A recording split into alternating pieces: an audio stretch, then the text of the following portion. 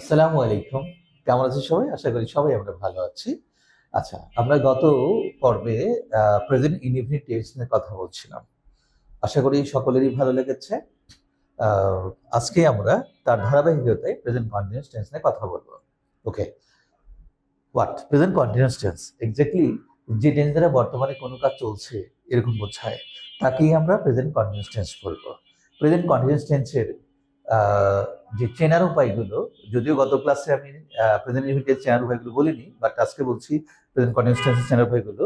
যদি কোনো সেন্টেন্সে now, at present, at this moment ইত্যাদি উল্লেখ থাকে, তাহলে উক্ত বাক্যটিকে আমরা প্রেজেন্ট কন্টিনিউয়াস টেন্সে নিয়মিত করব। ওকে? নরমালি আমরা যদি ইন্ডিকেটরস গুলো প্র্যাকটিস করি তাহলে সেটা রাইট ইজ দ্য ভার্বের জন্য বেশি কাজে লাগবে। ওকে? ইন্ডিকেটরস দিলে ভিডিওটা অনেক বড় হয়ে যাবে। এটা আমরা অ্যাডভান্স লেভেলের যে টেন্সটাকে রেখেছি আমরা ওখানে হয়তো কথা বলবো। বাট নরমালি 4, 5 বা 6, 7, 8 বা 9, 10 বা এই জাতীয় ক্লাসগুলোর জন্য কিন্তু আমরা যে কন্টেন্টগুলো তৈরি করছি এগুলো কিন্তু মোস্টলি ইম্পর্টেন্ট। সো আমি রিকোয়েস্ট করবো যেটা, যে যারা প্রাইমারি এবং হাই স্কুল স্টুডেন্ট আছো তাদের জন্য এই ভিডিওটা খুবই খুবই দরকারি। কারণ আমরা ক্লাসে দেখেছি যে তোমাদের এখনো অনেকেরই কিন্তু টেন্সের প্রবলেম আছে। ওকে, সো এখানে যেটা বললাম, যে টেন্স দ্বারা বর্তমান কালে কোনো কাজ চলছে বোঝায় তাকে কি বলে? Present continuous tense. মানে চলছে, চলমান এরকম বোঝাবে।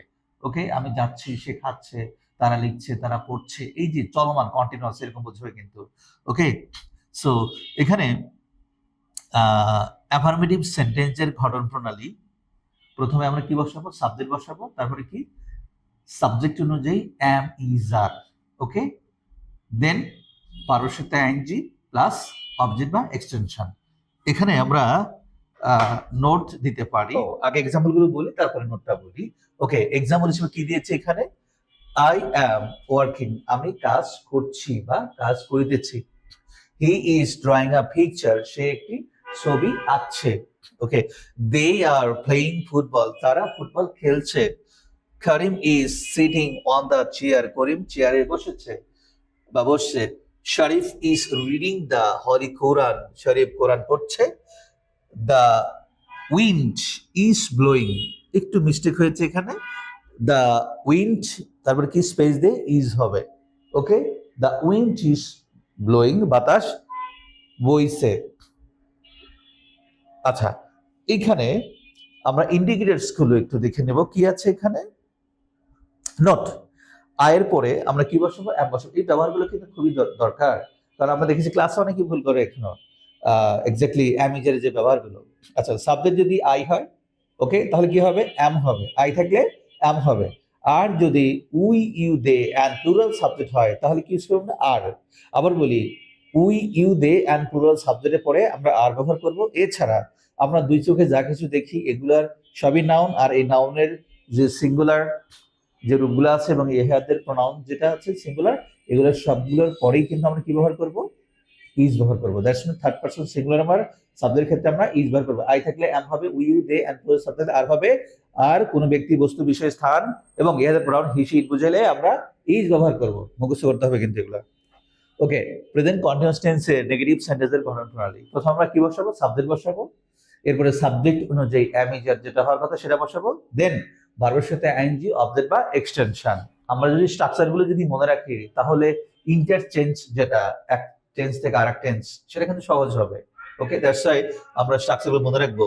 এখানে আমরা আরো উদাহরণ দিয়েছি। এখানে কি আছে?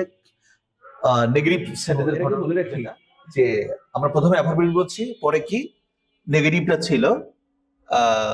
নেগেটিভ সেন্টেন্স গঠন বলে subject plus am is are plus not plus মূল ভার্বের সাথে আইএনজি, অবজেক্ট বা এক্সটেনশন। ওকে, আবার বলি, নেগেটিভ অ্যাফার্মেটিভ সেন্টেন্সের গঠন প্রথমে সাবজেক্ট বসে, তারপরে এম ইজ আর, তারপর ভার্বের সাথে আইএনজি, অবজেক্ট বা এক্সটেনশন। ওকে, যখনই ভার্ব প্রেজেন্ট ফর্ম তখনই কি আমরা আইএনজি ইউজ করতে পারবো। এছাড়া কিন্তু অন্য ভার্বের সাথে আমরা আইএনজি ইউজ করতে পারবো না। আচ্ছা, নেগেটিভ সেন্টেন্সের যে স্ট্রাকচারটা সেটা কি? Subject plus am is are plus not plus মূল ভার্বের সাথে আইএনজি, অবজেক্ট বা এক্সটেনশন। এবার আমরা বিস্তারিত দেখি এক্সাম্পল কি কি দেওয়া আছে। Okay, I am not writing, আমি লিখছি না।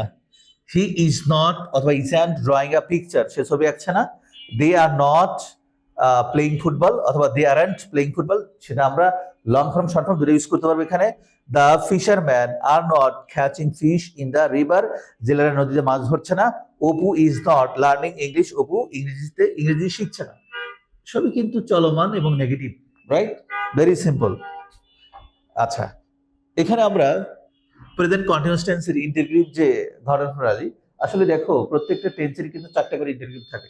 Normal interrogative, WH interrogative, negative interrogative and WH negative interrogative. Present continuous টেন্সের যে নরমাল ইন্টিগ্রেটিভ, যেটা আমরা বাক্যের শুরুতে সাবজেক্ট অনুযায়ী অ্যামিজার যেটা হওয়ার কথা সেটা বসাবো, তারপরে সাবজেক্ট বসাবো, তারপরে ভার্বের সাথে আইএনজি, অবজেক্ট বা এক্সটেনশন প্লাস কোশ্চেন মার্ক। ওকে, আমরা উদাহরণগুলো দেখে থাকি কি আছে। ওকে, কি বললাম প্রথমে? কি সাহায্যকারী ভার্ব অ্যামিজার, তারপরে সাবজেক্ট, ভার্বের সাথে ING, object extension plus question mark. He is drawing a picture, সে একটি ছবি আঁকছে। আর দে প্লেইং ফুটবল, তারা কি ফুটবল খেলছে? Is Atik playing ball, Atik কি বল খেলছে? ইজ হি কোয়ারেলিং, সে কি ঝগড়া করছে? Is the moon shining at night, চাঁদ কি, ভুল আছে না? Is the moon shining at night, চাঁদ কি রাত্রে কিরণ দিচ্ছে? একটু কাইন্ডলি ভুল আছে এখানে, উল্টাপাল্টা হয়েছে। এটা হবে এখানে চাঁদ কি রাতে জ্যোৎস্না দিচ্ছে বা কিরণ দিচ্ছে, আর এটা কিন্তু ভুল। হ্যাঁ, doesn't the moon shine at night, চাঁদ কি, এটা কিন্তু ভুল আছে কাইন্ডলি। হ্যাঁ, এটা আমরা দেখবো না। ওকে, প্রেজেন্ট কন্টিনিউয়াস টেন্সের ডব্লিউএস ইন্টিগ্রেটিভ বাক্যের গঠন যেটা। আচ্ছা, তো এই যে নরমাল যে ইন্টিগ্রেটিভটা ছিল, তার আগে আমরা ডব্লিউএস একটা ওয়ার্ড বসাই, সেটা হয়ে যাবে। ওকে, নরমাল ইন্টিগ্রেটিভে কি ছিল? অ্যামিজার প্লাস সাবজেক্ট প্লাস মূল ভার্বের সাথে ING, object extension, question mark. Just এই যে নরমাল ইন্টিগ্রেটিভ, এর আগে যে কোনো একটা ডব্লিউএস বসে দিলেই কিন্তু হয়ে যায় না। সো সেক্ষেত্রে আমরা ডব্লিউএস ইন্টিগ্রেটিভ বাক্যের গঠনের ক্ষেত্রে বলতে পারি যে WH plus am is are plus subject plus মূল ভার্বের সাথে আইএনজি, অবজেক্ট বা extension plus question mark. Got it? Okay, আমরা এক্সাম্পল দেখি, আরো ভালো লাগবে। ওয়াই না, নরমাল কি ছিল? Normal interrogative are they playing football, তারা কি ফুটবল খেলছে? বাট এই যে আর দে প্লেইং ফুটবল, তারা কি ফুটবল খেলছে, এই এই আর এর আগে একটা ডব্লিউএস বসালেই সেটা কি হয়ে যাবে? WH interrogative, right? So very simple. So why are they playing football, তারা কেন ফুটবল খেলছে, এবং how is it doing the work, সে কিভাবে কাজটি করছে। বারবার পড়বে, বারবার দেখবে, তাহলেই পড়াগুলো রেডি হয়ে যাবে। প্রেজেন্ট কন্টিনিউয়াস টেন্সের negative interrogative, understand? Negative interrogative that's mean amn't, isn't, aren't, এরকম। ওকে, সো এখানে আমরা স্ট্রাকচার দুইভাবে বলতে পারি, একটা হলো লং ফর্ম, একটা short form. So long form আমরা বেশিরভাগ ক্ষেত্রে কি লেখার ক্ষেত্রে ব্যবহার করব, গ্রামার বাদার্সে, আর শর্ট ফর্মটা সেটা আমরা কি স্পোকেন ল্যাঙ্গুয়েজের ক্ষেত্রে ব্যবহার করব। সো এখানে আমরা শর্ট ফর্ম দিয়েছি কি বাক্যের শুরুতে কি অ্যামেন্ট, চিজেন্ট, আরেন্ট এই জাতীয়, তারপরে কি সাবজেক্ট, মূল ভার্বের সাথে আইএনজি, অবজেক্ট বা এক্সটেনশন প্লাস কোশ্চেন মার্ক। আর যদি আমরা লং ফর্ম ইউজ করি তাহলে কি দাঁড়াবে? Am is are plus subject plus not plus ভার্বের সাথে আইএনজি, অবজেক্ট বা এক্সটেনশন। যার যেটা ভালো লাগে সেটা মনে রাখবে, তবে স্পোকেনের জন্য আমরা অ্যামেন্ট, চিজেন্ট, আরেন্ট এগুলো আমরা ব্যবহার করে থাকি। আচ্ছা, নেগেটিভ ইন্টিগ্রেটিভ দিয়ে এখানে কিছু এক্সাম্পল দেওয়া হয়েছে। Isn't he drawing a picture, সে কি ছবি আঁকছে না? আরেন্ট দে প্লেইং ফুটবল, তারা কি ফুটবল খেলছে না? Isn't Apu learning English, Apu কি ইংলিশ শিখছে না? Isn't Sabriha reading political science, Sabri কি রাষ্ট্রবিজ্ঞান পড়ছে না? Is Atik not playing ball, Atik কি বল খেলছে না? একটু কাইন্ডলি এখানে ভুল আছে। ওকে, আমরা ঠিক করে নেব পরে। ইজ হি নট কোয়ারেলিং, সে কি ঝগড়া করছে না? প্রেজেন্ট কন্টিনিউয়াস টেন্সের কি ডব্লিউএস নেগেটিভ ইন্টিগ্রেটিভ।